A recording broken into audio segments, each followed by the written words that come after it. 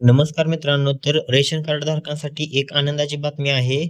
तर तुमच्या गावातील रेशन धान्य दुकानदार तुम्हाला वेळेवर धान्य देत नव्हता किंवा गैरव्यवहार करत होता.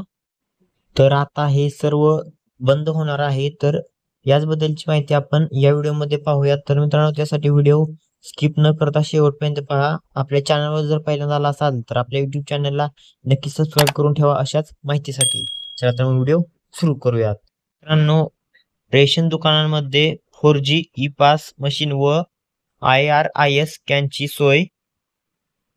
तर मित्रांनो, आता रेशन दुकानांमध्ये 4G पास मशीन व IRIS स्कॅनची सोय करण्याचा निर्णय अन्न, नागरी पुरवठा व ग्राहक संरक्षण विभागाने घेतला आहे. राष्ट्रीय अन्न सुरक्षा योजनेतील शिधापत्रिकाधारक लाभार्थ्यांना याचा फायदा होणार असून त्यामुळे नागरिकांना प्रतीक्षा करावी लागणार नाही.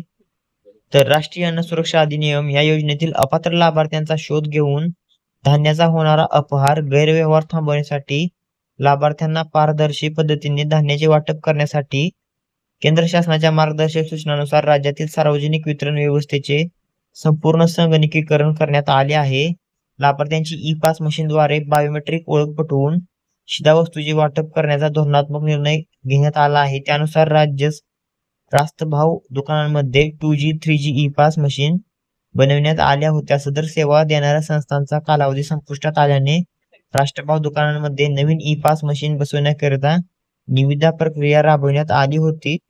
तर रास्तभाव दुकानांमध्ये उपलब्ध करून देण्यात येणारे नवीन ई-पास मशीन 4G व आयरिस स्कॅनर या तंत्रज्ञानासह उपलब्ध करून देण्यात येणार आहेत. आधार कार्डवरील फिंगरप्रिंटसह उपलब्ध नसल्यास आधार पडताळणी करताना अनेक अडचणी येतात. अशा व्यक्तींची आधार पडताळणी कशी करावी हा मोठा प्रश्न याने मार्गी लागला आहे. तर शिधापत्रिकेमध्ये आधार संलग्न पात्र असलेली पण फिंगरप्रिंट देता येत नसलेल्या व्यक्तींना आयरिस स्कॅनरचा वापरून पडताळणी जी आहे ती करता येणार आहे. त्यामुळे आधार संलग्न हाताचे ठसे येण्यास अडचणी असल्यास डोळ्यांचे स्कॅन केले जाणार आहे.